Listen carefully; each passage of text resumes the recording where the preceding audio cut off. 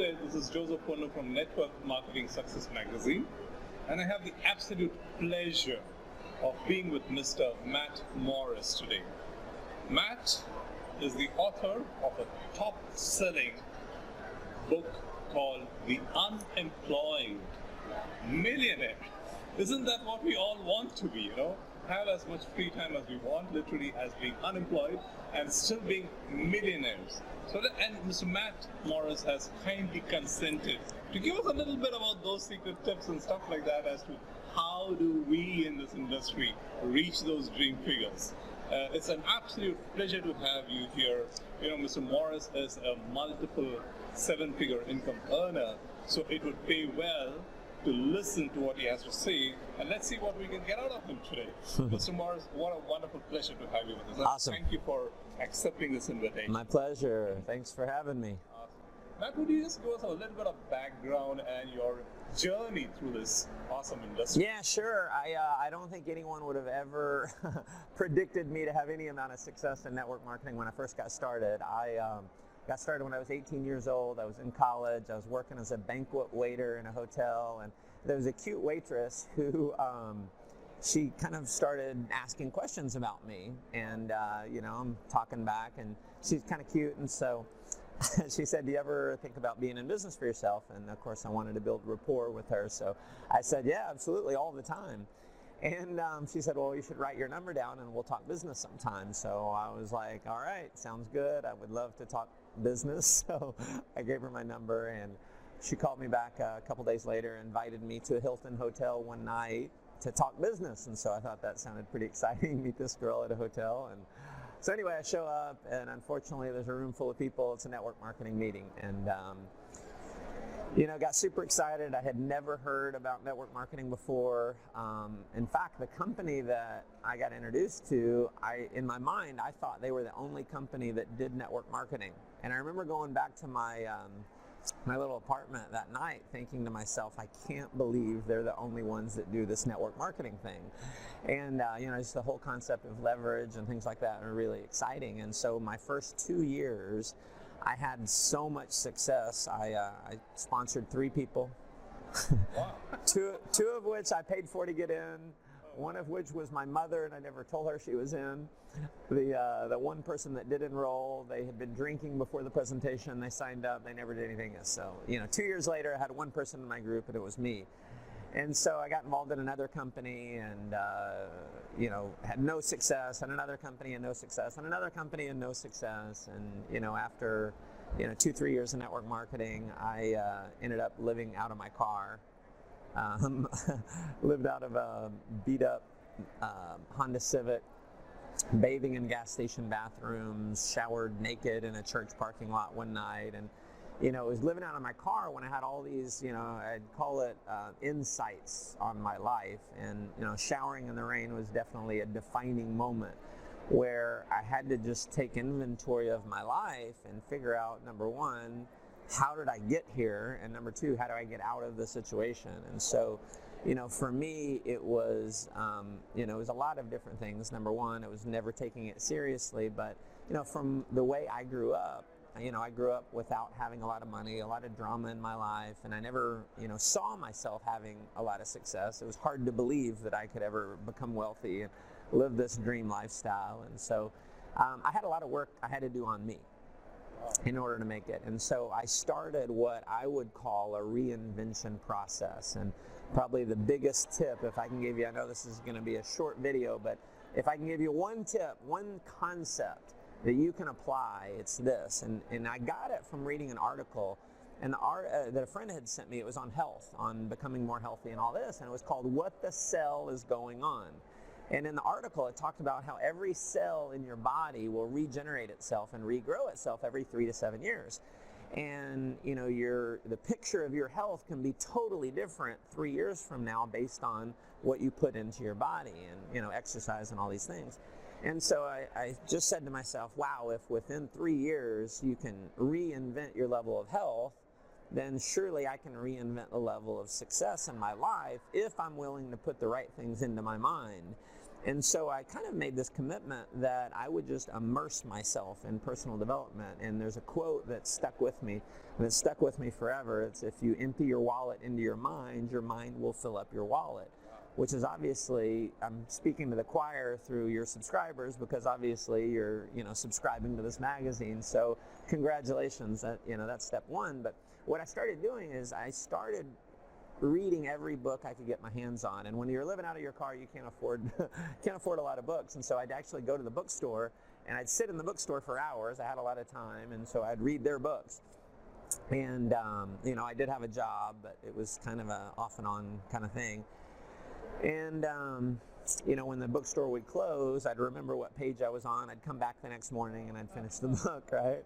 And so what started to happen, everyone always asked me, what's the one book? What's the one thing that you can tell me? The one piece of advice? And I always kind of laugh, because there's no one book. There's no one piece of advice. It's a culmination of everything that you have to learn. And so I started just reading book after book after book. Well, the way I look at it, if I read one book on success, it might make me 1% better.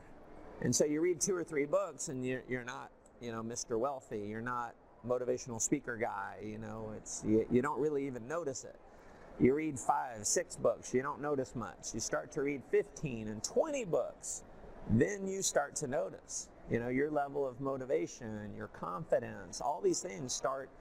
You really start to notice. You read another 10 and another 20 books, and other people start to notice. And that's the thing in network marketing that I had to get, was I would go to the trainings and I'd memorize the scripts of what to say on the phone or what to say when I'm giving a presentation. And I would say everything right, but no one would enroll. And they wouldn't enroll because I was the wrong person. So that's what I had to get, was I had to become the right person. And the way that I did that was through the personal development and then applying what I learned. And so that reinvention process from age 21, being homeless, living out of my car, $30,000 in debt, bathing in gas station bathrooms, the small little improvements, book after book after book, seminar after seminar after seminar, audio after audio after audio, started to transform me. And by age 24, I was earning a 6-figure income in network marketing, built a team of 10,000 people in 2 years, traveling all around the world, living what at the time was, a dream lifestyle. For a 24-year-old guy, it was amazing. Now, it took me about 5.5 years. So it's 5.5 years to get to a full-time income. So you might look at that and say, wow, it's a long time. But if you put it into perspective, where else can you invest 5.5 years of your time and then never have to work for anyone the rest of your life? And, when I got to the 6-figure income, I made another conscious decision. I said, if I could reinvent my life the way I have done over the last few years, well, let me do it again and see if I can become a millionaire. And so that's, what I did. 24, kept doing that, kept, obviously, reading books, going to learning, investing in myself. And by age 29, I was a self-made millionaire. And, obviously it's not me. There's nothing different about me. I've just read hundreds and hundreds of books. I go to every seminar I can, It's like being here. The reason why I'm here is I want to get better. And I know if I want to take my income from where it is now and I want to get to $1 million a month, I have to become $1 million a month person before I can ever have the check. So that's the journey I'm on now. It's just reinventing myself all over again. And so that's the best advice I can give your subscribers is just start that reinvention process now. And don't expect it to be an overnight process. Expect there to be challenges. Embrace the challenges. Everything negative that happens to you, it makes you stronger. And I was just sharing with a new friend of mine who owns a network marketing company going through all kinds of challenges. Said, what I just shared with her, the way I've rewired my brain, because along the journey from 21 to now 38 years old, there's been a lot of challenges, from 30,000 in debt, years later $100,000 in debt. I started my own network marketing company. I ended up $750,000 in debt.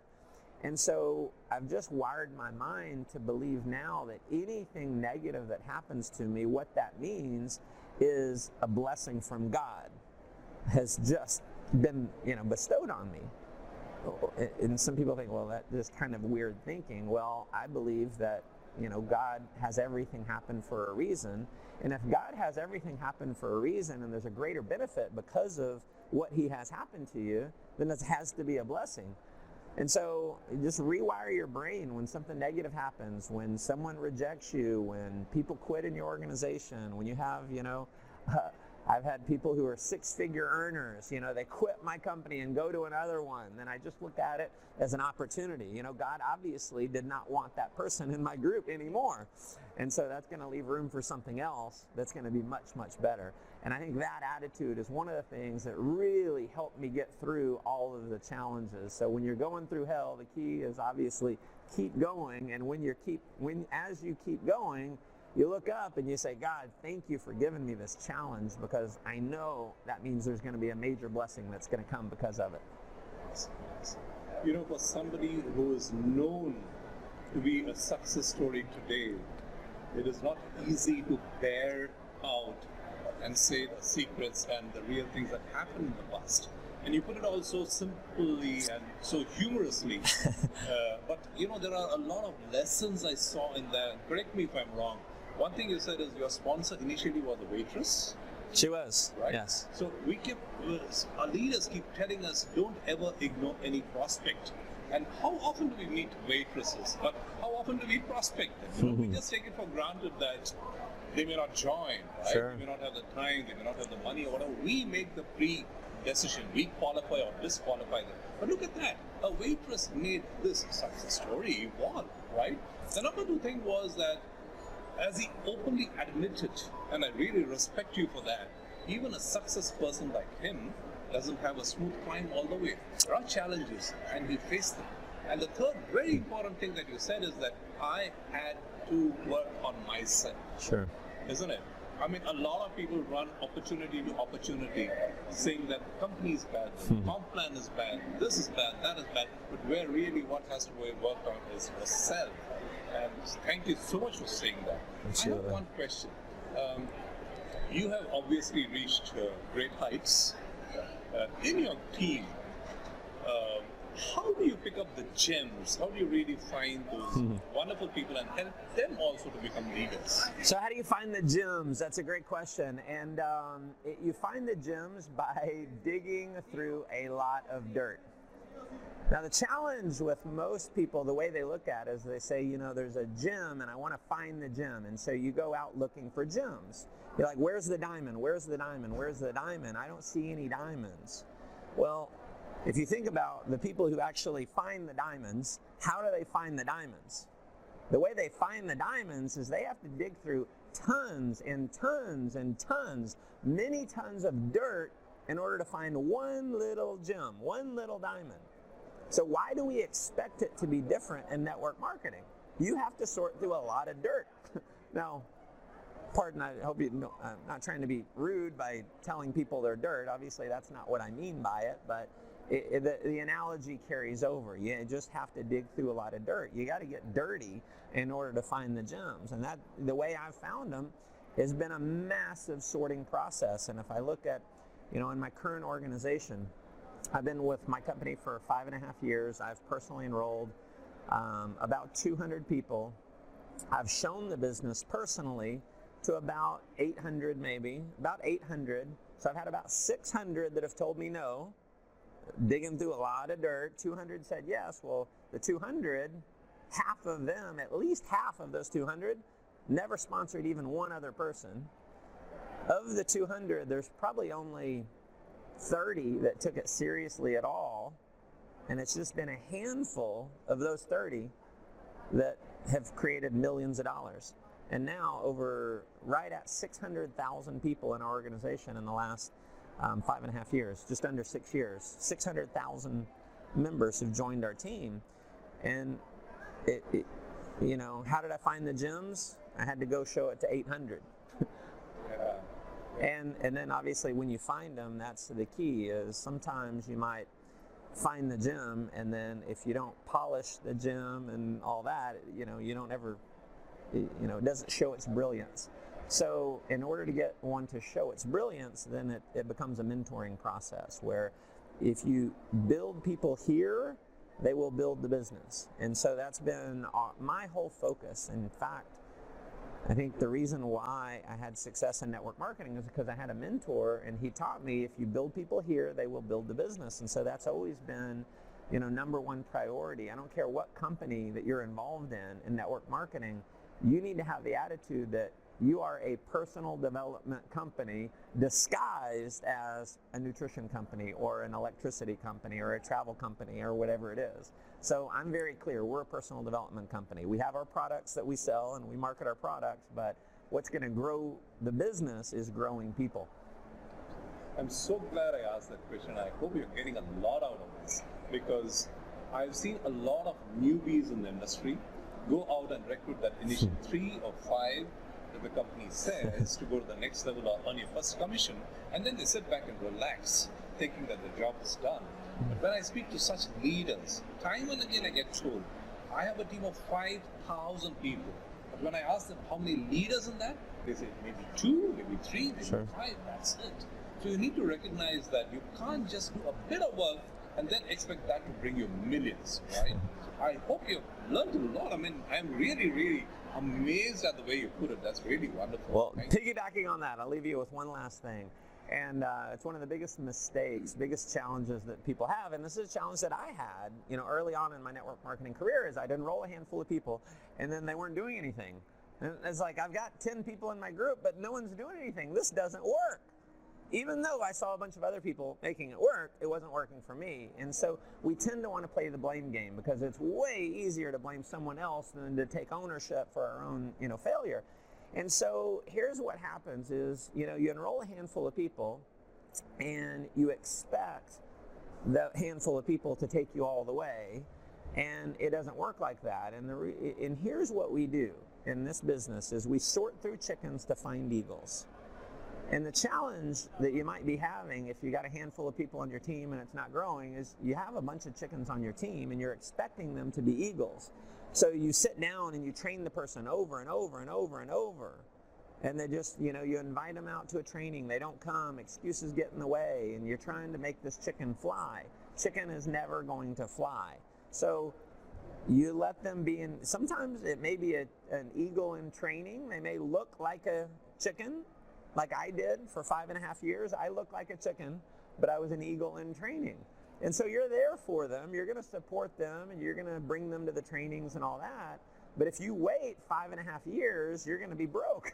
So while you have your chickens in your incubation phase, or your eagles in training incubating, go find you some eagles. And so I use the deck of cards analogy a lot. In a deck of cards, there are 4 aces in every deck of cards. Now, in order to get to the 4 aces, if you open up a brand new deck, the first 4 you flip over, are they an ace?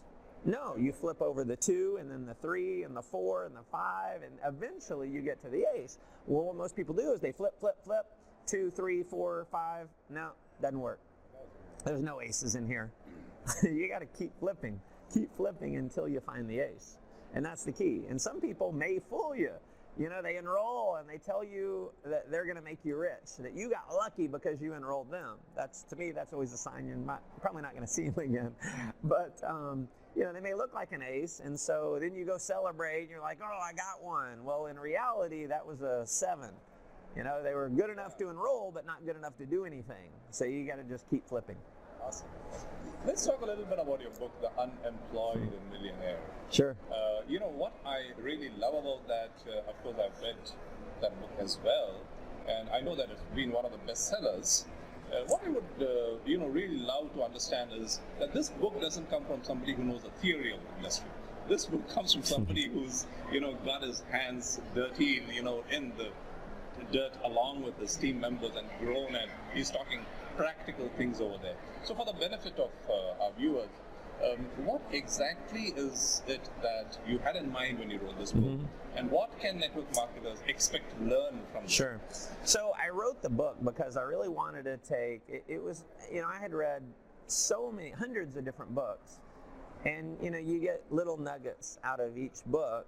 And, what I've always done is when I read books, I'll create a journal and write the best of what I learned from the book. And so, after reading hundreds of books, I had a lot of different information, and it was kind of like, from a mindset standpoint, there was just so much out there. I wanted to almost consolidate it. And so what I did is I took, the most powerful concepts in the books that I had read and what actually worked for me. Because there was a lot of concepts that I'd read about and I thought they would be great, but they didn't really work. They didn't translate to success. And so, what it is, it's really the philosophies and the mindsets and even, the actions of the things that you need to do specifically. And it's not a network marketing book. Specifically, it's it's more of a business book, a mindset book. But the principles of how you need to adapt your mind to, relate to network marketing from a mindset standpoint, from a belief standpoint, exactly how do you shape your belief to become the powerful person that you need to become, that's what I put in the book. Because it was like, I'd read so many books and it's like, you got to have belief, you got to have faith, you got to have this, but it's how exactly do you create that belief? And so that's what I wanted in the book. And I think that's one of the reasons why the book has been really successful, is because it's telling you, here's what you do, and there's some homework in the book, do these things, and here's the way a leader will look at being successful in network marketing or in anything in life, and here's what you need to do in order, if you want to become an expert in your field, here's how to do that. And so, that's really what it is. It's almost like it's a book, but kind of like a workbook, a textbook almost, to give you what you need in order to produce the results that you want. One last question, if I may. In this world of modern technologies, are you more of a face-to-face person, or are you more of the online recruitment person, and why? In my network marketing career, I've done both. I started out old school, belly-to-belly, hotel meetings, you name it, and two-on-ones, one-on-ones, home parties. I ended up, when technology kind of ramped up, there was a bunch of online marketing systems, and so I really transitioned and ended up having a good amount of success building online. And I always still did the old school stuff, but what I noticed, and I owned a network marketing company for 5 years, and we had two different groups. We had the online marketers, and then we had the old school, hotel meetings, one-on-ones, two-on-ones, home parties, things like that. The Saturday trainings, culture building, and all that.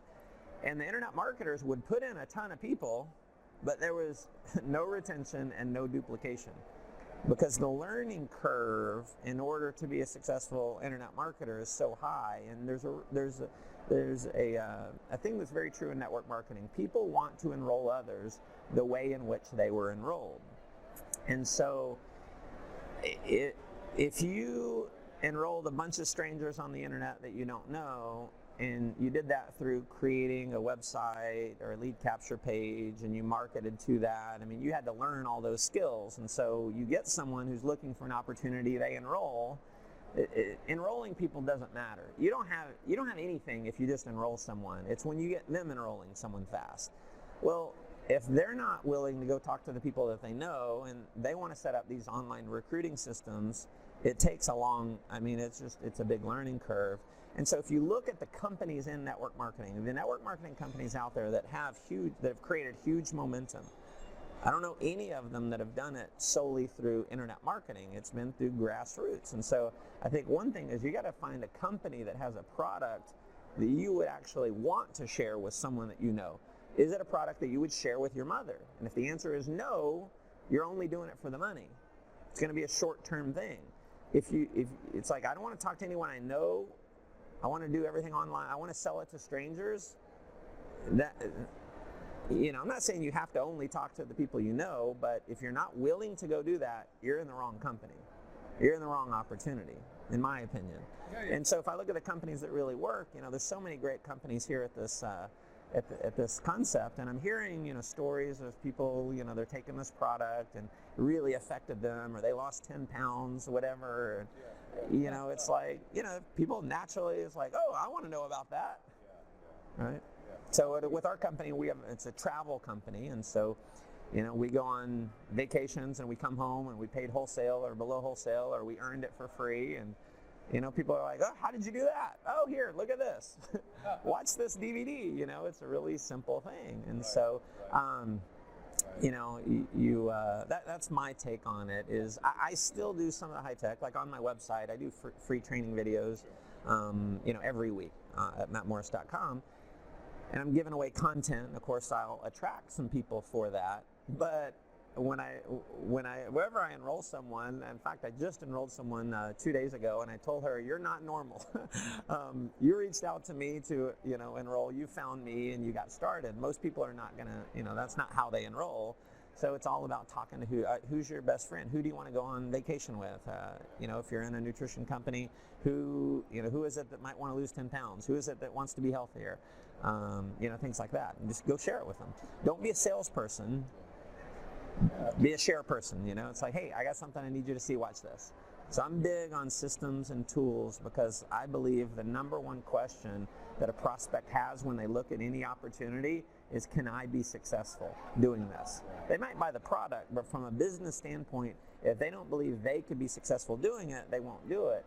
And if it's revolved around you being a salesperson and selling the product on your own, then most people are going to think, well, I'd have to be a salesperson too. And so that's why we lean heavily on tools, DVDs, CDs, you know, events that you can bring people to, things like that, where the prospect can look and say, well, I can do that. I'm not having to sell anything. I'm just having to share things, you know, share this. Here, take a look at this. And let the prospect make their own decision. So that's what's worked really well for us, is having that system in place. Absolutely.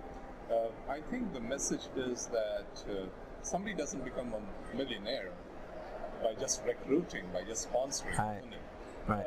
You have to create leaders, and that you do by only teaching them the duplication, which is the core of this industry. And duplication doesn't happen when you don't even know the person, or like somebody said, you don't know the carpet of the house, the color of the carpet, and so on. So building relationships on a personal basis is so very important in this industry.